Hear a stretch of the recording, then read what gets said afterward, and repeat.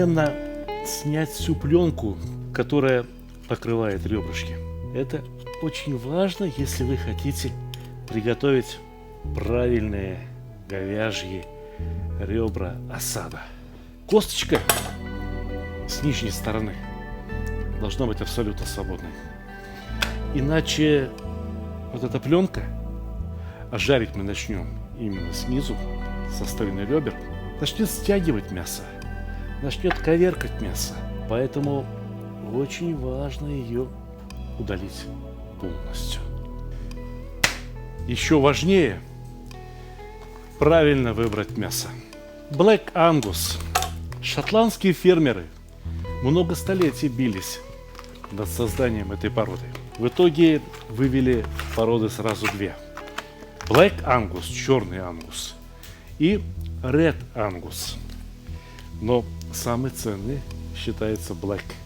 Потому что именно бычки Black Angus дают мясо высочайшей мраморности. Что означает это слово «мраморное мясо»? А посмотрите, вот мышечная ткань, вот жировая ткань. И все это переплетено, точно как в мраморе. Но и мраморное мясо тоже делится на категории.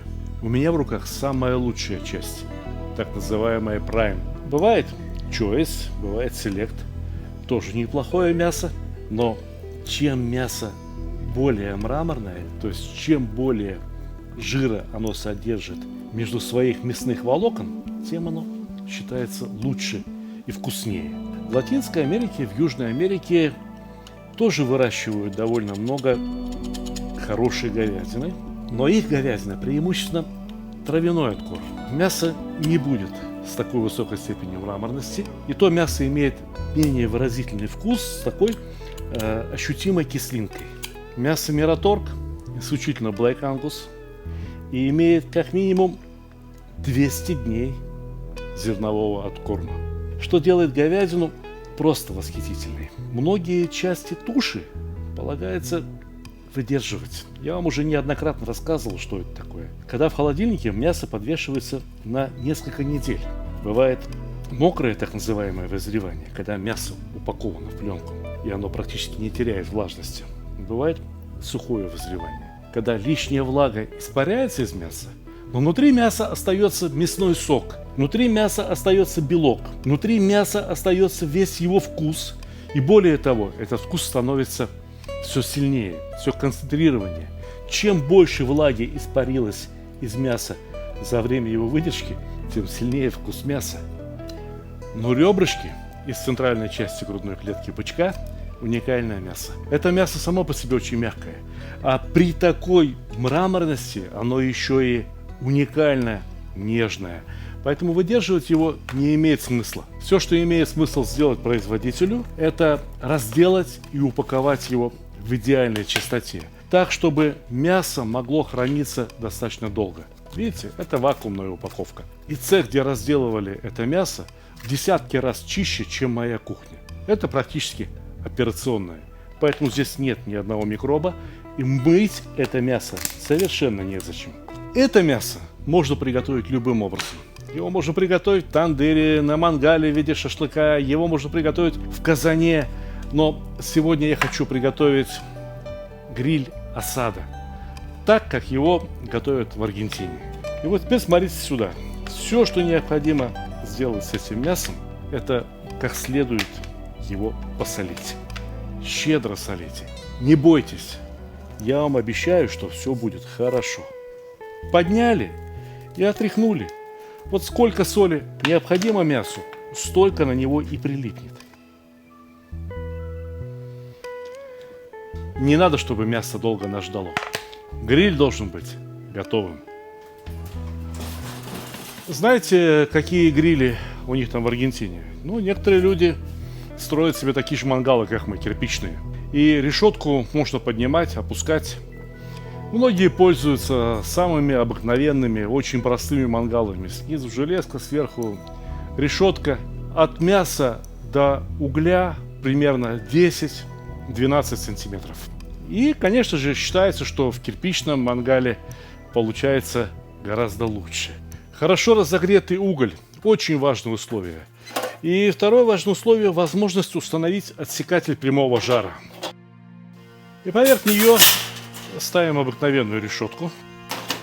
И на эту решетку укладываем мясо. Мы укладываем мясо строго ребрышками вниз. Ах, черт! Забыл подставку. Ведь потечет сок, потечет мясной сок с этих ребер, да?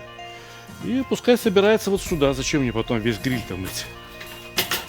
А вот так будет хорошо. Накрываем крышку.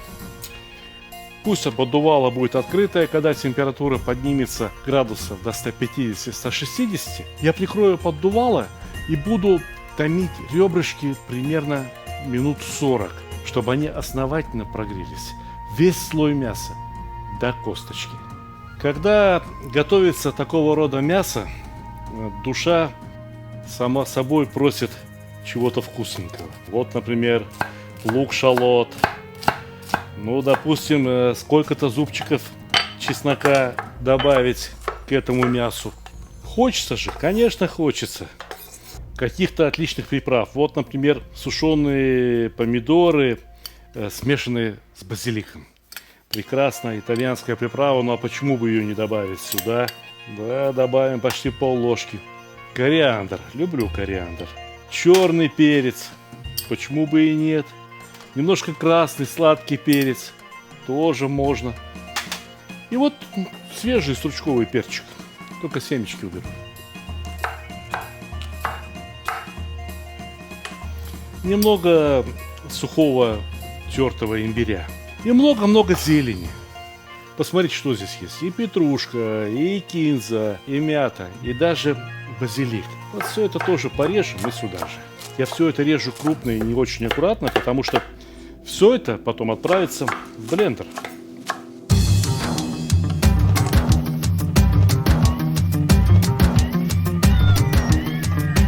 Видите, сколько пользы? Видите, сколько витаминов? Эти витамины не усвоятся в нашем организме, если не добавить к ним немного масла. А кроме того, многие специи расходятся именно в масле. Некоторые специи расходятся еще и в уксусе. Так что уксус тоже добавим. Можно добавить лимонный сок, кто как хочет. Вот можно и уксус. Уксус к жирному мясу будет хорошо. А еще один стаканчик горячей воды. Знаете, не обязательно следовать вот точному расписанию, что я вам здесь рассказал. Можете положиться на что угодно. Вы должны понять принцип. Много зелени, много вкуса. Должна быть некоторая острота, потому что эти ребрышки, они чертовски аппетитные получатся, но они будут достаточно жирными. Для того, чтобы поесть это с хорошим аппетитом, вот это все просто необходимо. Это соус. Но соус, который не готовится на огне. А, собственно говоря, какие из этих продуктов нуждаются в термообработке? Их все можно есть сырыми.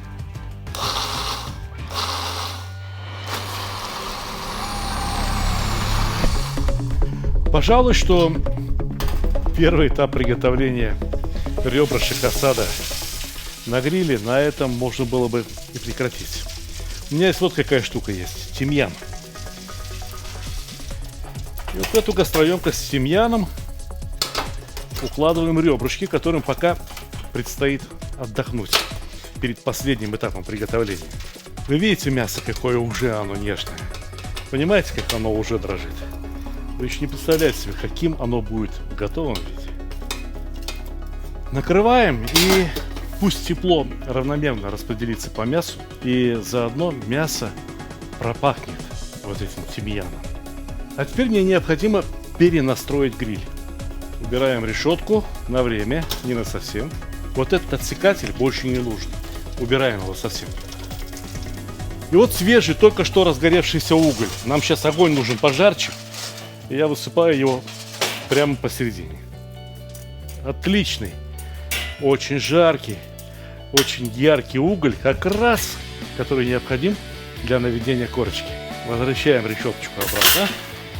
И все, где мясо?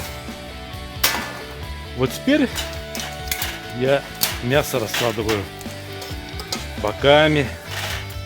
С мясной стороны будем прожаривать его с остальных 3 сторон.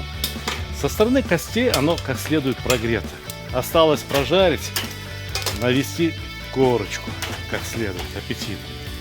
Хочу, чтобы тимьян упал туда на угольки и обдал мясо очень вкусным и ароматным дымом. Ох! Невероятный аромат. Невероятный! Когда я еще только начинал работать на телевидении, можно сказать, учился ремеслу телевизионного ведущего, меня учили, что, Сталик, надо всегда что-то говорить. Нельзя делать ничего молча. А какие слова вот здесь нужно говорить? Что здесь нужно говорить? Вот вы посмотрите, что здесь происходит. Почувствуйте, попытайтесь понять, как это вкусно, и вы поймете, что все слова лишние.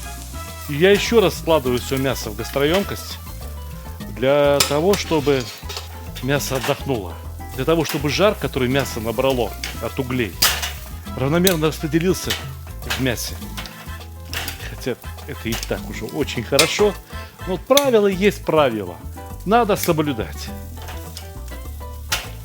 Закрываем гриль, закрываем поддувало, закрываем тягу, пусть уголь тухнет, он больше сегодня не понадобится. И самое главное, закрываем крышку.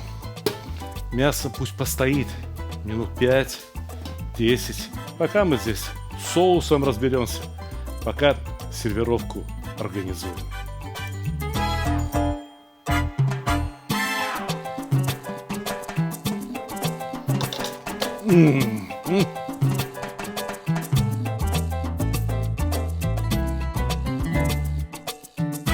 А теперь вот, пока у нас есть время, скажите, помните те казаны, которые у нас получились так себе?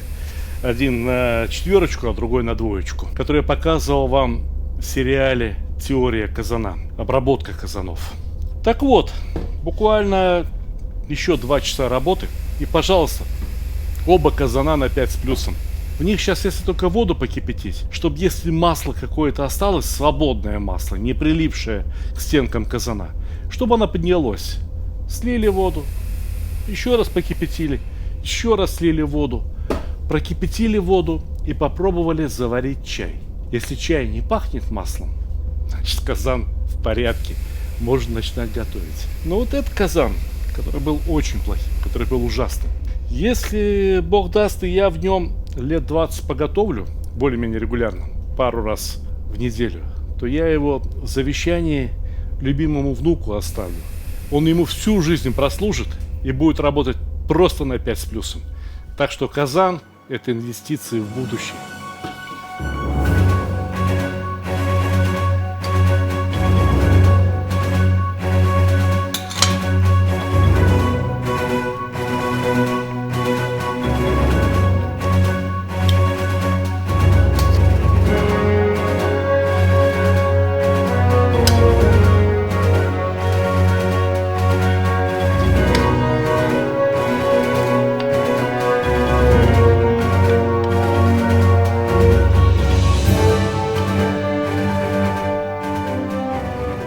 Даже неудобно.